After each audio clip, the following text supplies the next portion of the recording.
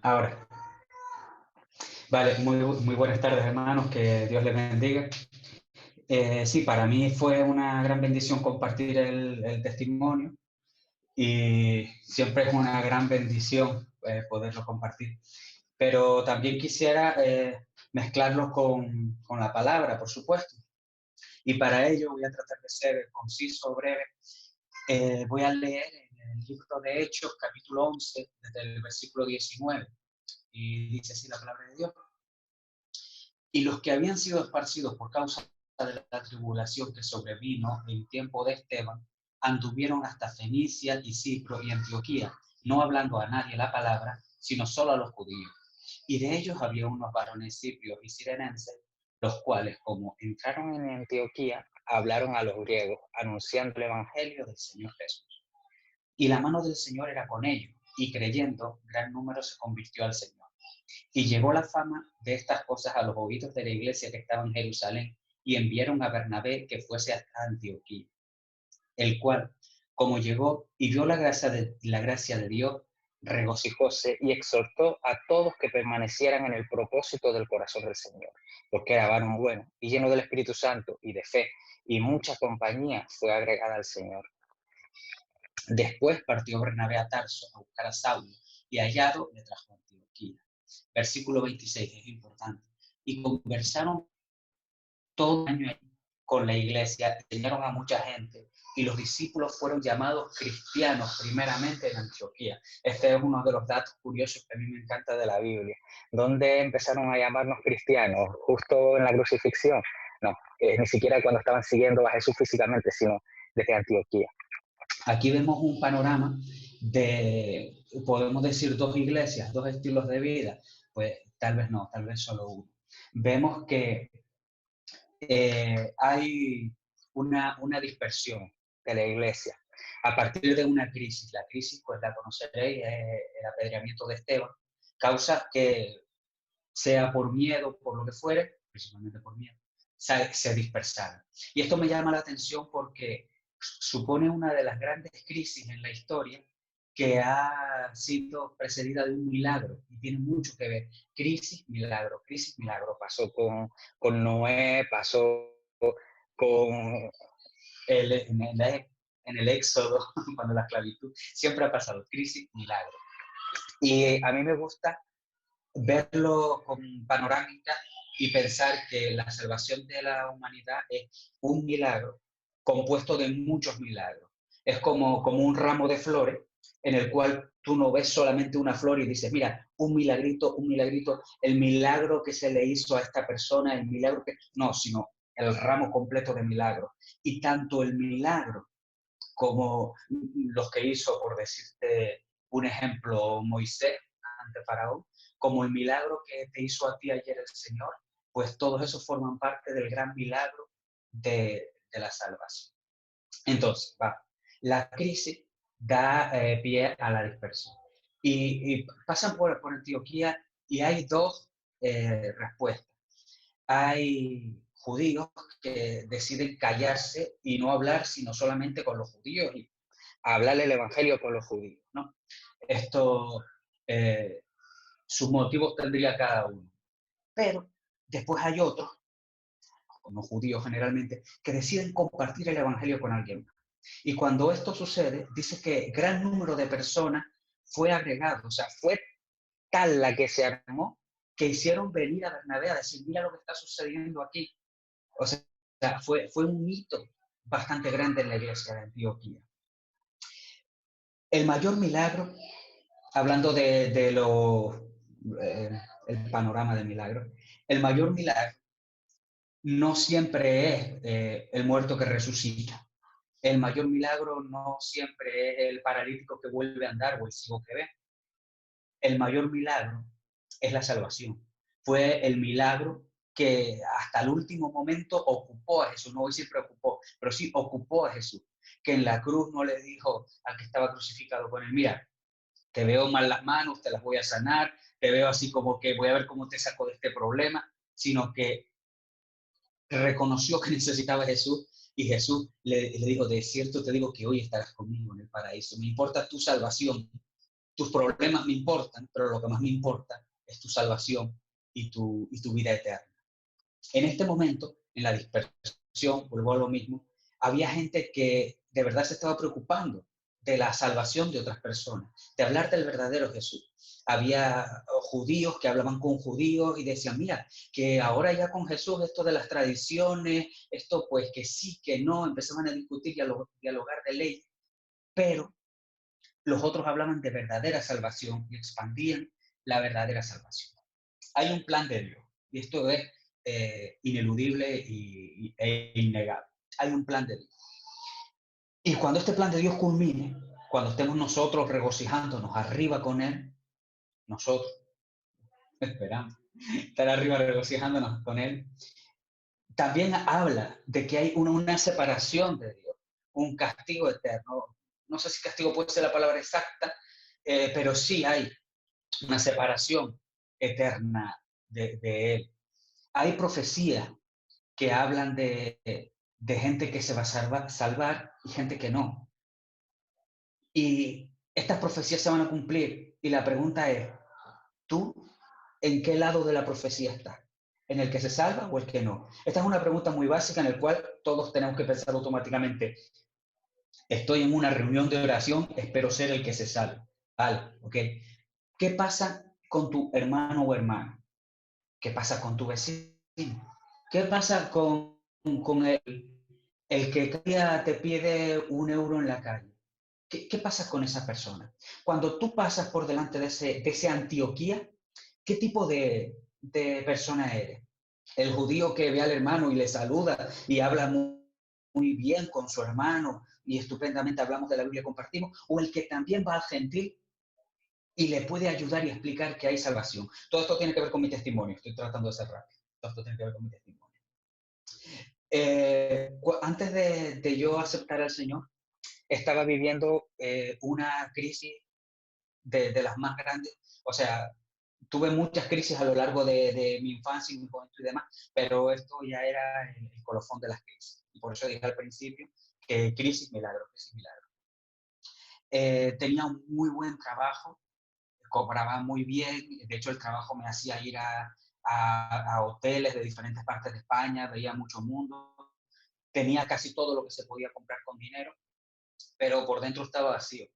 Y conocí a algunas chicas con las que eventualmente iba y demás, por dentro estaba totalmente vacío.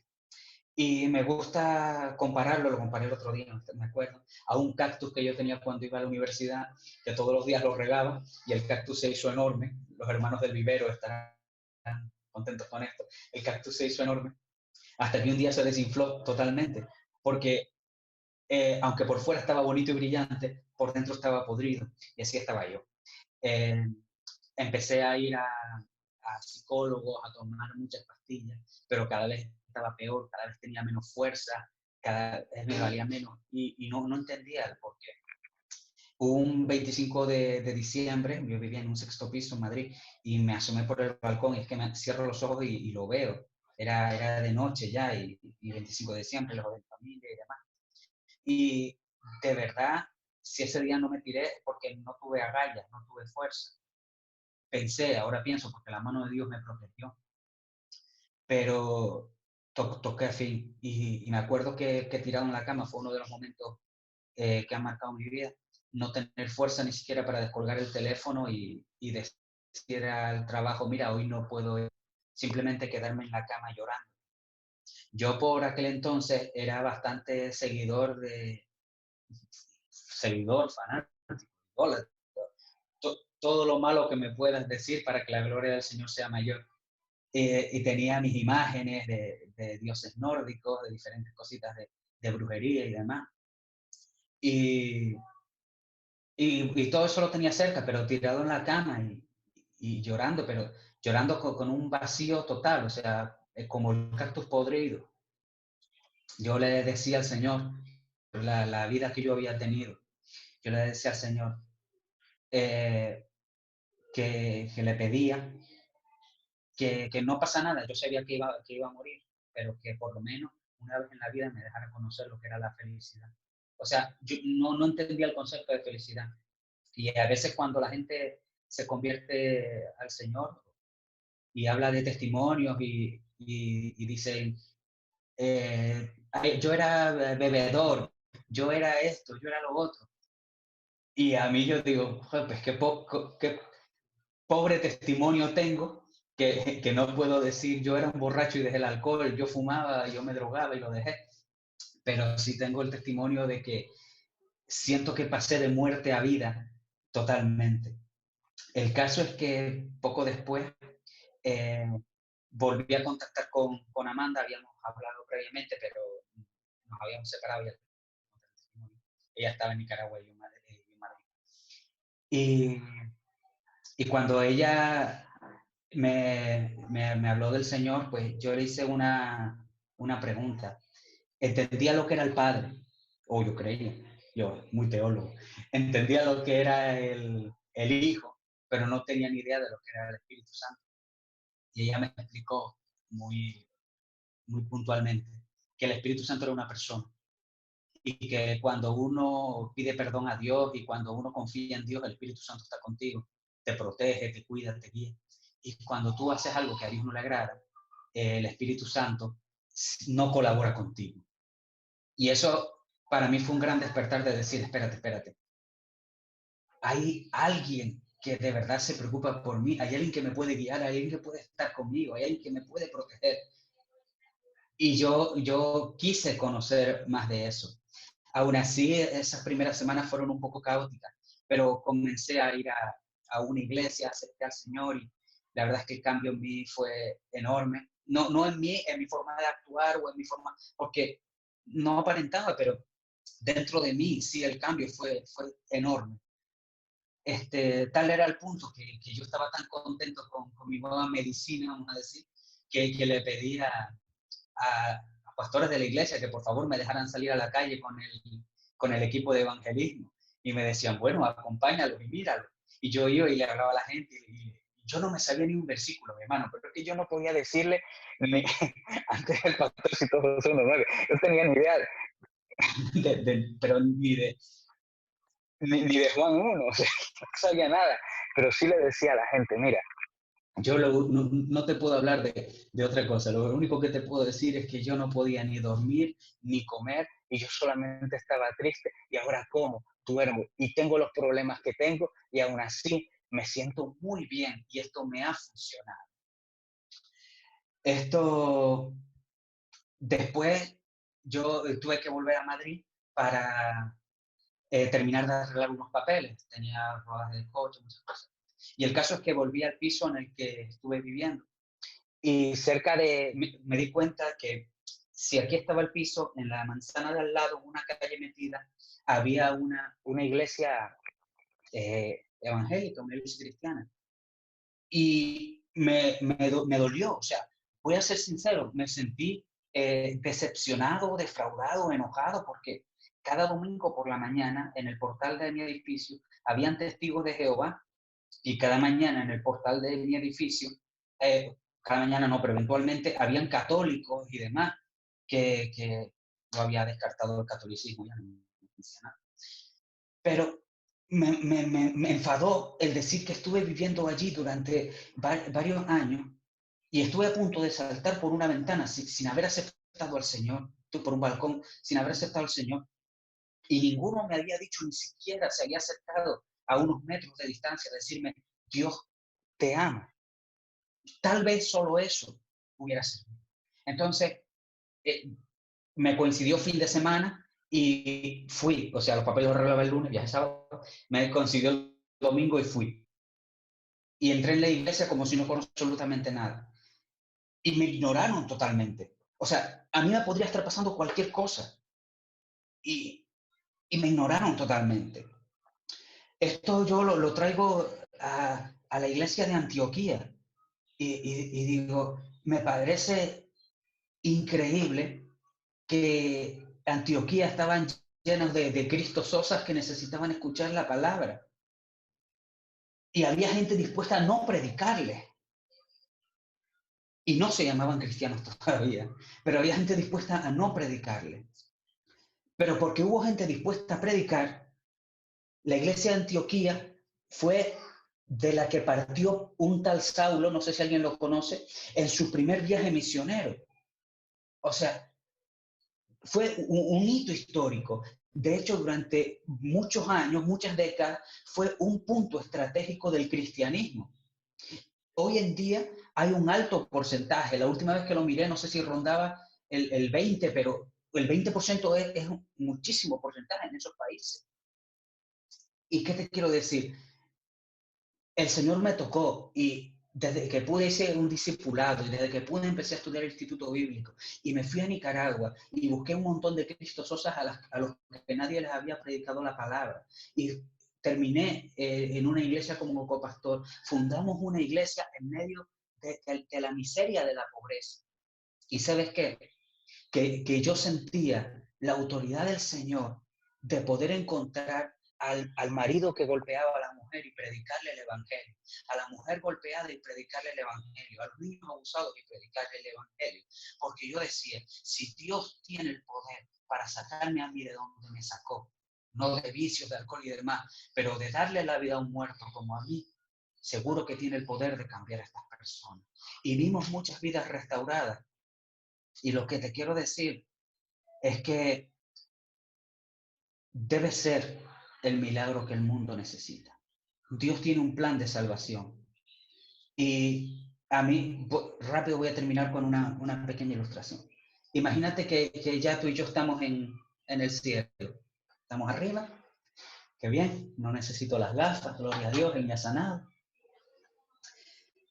Nos sentamos juntos a Jesús.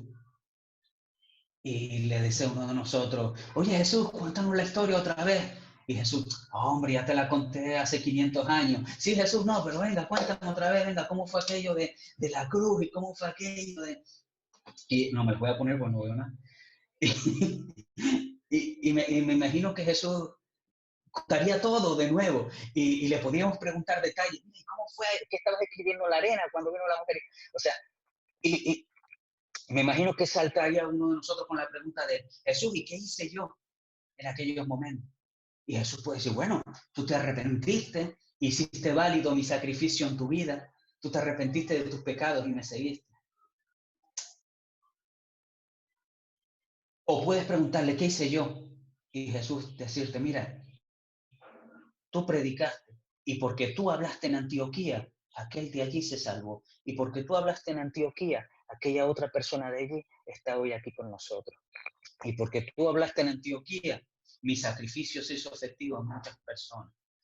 No sabes a quién le estás predicando, a un asesino, a un perseguidor, estás predicando a un blasfemo. Todo eso era Pablo. Y miran lo que se convirtió.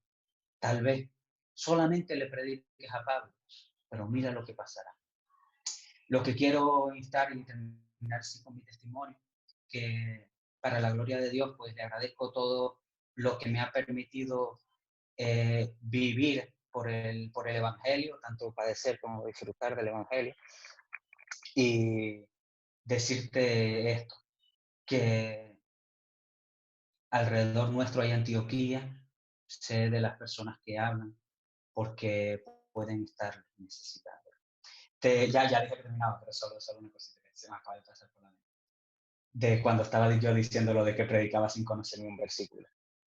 No hace, es bueno conocer la palabra, no, es imprescindible conocer la palabra, imprescindible.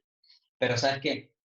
Yo no tengo ni idea de mecánica, te juro que no tengo ni idea. Y cada vez que llevo el coche a un taller que me gusta porque me cobra barato y siempre me lo arregla, el mecánico insiste en explicarme. Le cambié la pieza que conectaba con esto, que hacía el fallo de, mira, yo lo miro y como si me hablara en chino. No, solo entiendo que le traje el coche y me lo arregló y ahora me funciona. Si te quedas con eso de tu vida, si te quedas con el testimonio de cómo tú llegaste al Señor y que el Señor te arregló, aunque no conozcas los misterios más profundos e intrínsecos de la Biblia y solo conozcas 3 versículos, ya es suficiente para que el Espíritu Santo cambie la vida de muchas personas. Que Dios te bendiga.